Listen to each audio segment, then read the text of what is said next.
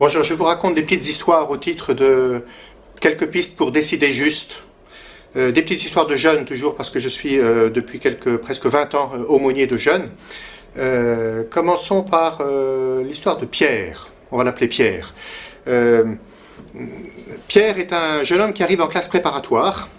Il vient d'être admis dans une école pour faire 5 années d'études. Ça s'annonce sans doute difficile, mais ça devrait bien se passer. Et puis voilà que dès le deuxième, troisième jour, il est repéré par le directeur des études qui vient me voir, je suis l'aumônier, et il me dit « As-tu repéré Pierre ?» Il tire une tête, ça va pas du tout. Je vais peut-être te l'envoyer. On frappe à ma porte, quelques jours après, et voilà ce jeune homme qui rentre. J'ai compris, ça c'est sans doute Pierre. Pierre, assieds-toi, que se passe-t-il ? Ben voilà, je vous explique. Alors il faudrait que je mime pour que vous compreniez. Je ne suis plus moi-même, je me reconnais plus. Il faut que je décide vite. J'ai 3 semaines pour m'inscrire ailleurs, mais je crois que je ne suis pas à ma place. Les maths, je pensais que j'étais passionné de maths, je comprends rien du tout. La physique, ça me dépasse complètement. Mes parents, je pensais que je m'en passais très bien. Je leur téléphone tous les jours. Pierre, ça va pas, hein? Qu'est-ce que vous lui dites? Vous lui dites « keep cool ». Moi, je lui ai dit, écoute, Pierre, je crois que pour le coup, tu n'es pas un cas difficile. Ah bon? Tu permets que je répète très exactement ce que tu m'as dit. Tu m'as dit, je ne suis plus moi-même, je ne suis plus moi-même, je ne me reconnais plus, il faut que je décide vite. Attends, tu vas laisser quelqu'un qui n'est plus toi-même, en qui tu ne te reconnais plus, tu vas le laisser décider et décider vite. Déjà, à mon avis, autant que je me souvienne, son visage a un peu changé de couleur. Je lui dis, écoute Pierre, on repart un peu en arrière.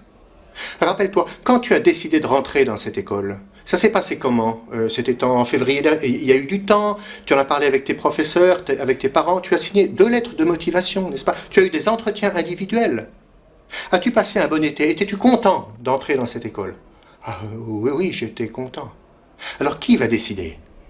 Ce Pierre-là, qui a mûri sa réflexion, qui a porté ça dans la paix, ou bien celui qui est devant moi, bon, tu dis qu'il n'est plus toi-même et que tu ne te reconnais plus. Qui va décider? Je crois, Pierre, sans me tromper, que... Est-ce que je me trompe? La décision... Il avait compris, Pierre avait compris qu'il n'y avait pas de décision à prendre. En tout cas, pas celle de changer de cap.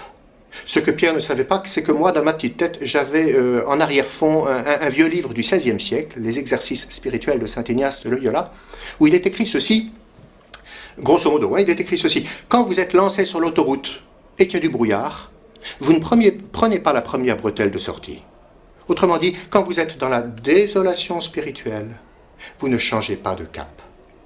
Pierre, on ne change pas de cap. Manifestement, tu es sujet à une tentation. Le tentateur, celui qui a toute envie que tu te casses la figure et que tu te casses la figure très vite, celui-là, il est en train de faire son travail. Tu es tenté. Ce petit serpent qui te dit que tu n'es pas à la hauteur, ce petit serpent qui te dit qu'il faut que tu ailles voir ailleurs. Maintenant, Pierre, qu'il n'y a pas de décision grave à prendre, qu'est-ce qu'on décide? Des petits trucs pour aménager l'ordinaire? Ça se passera très bien. Dans la désolation spirituelle, je ne change pas de cap.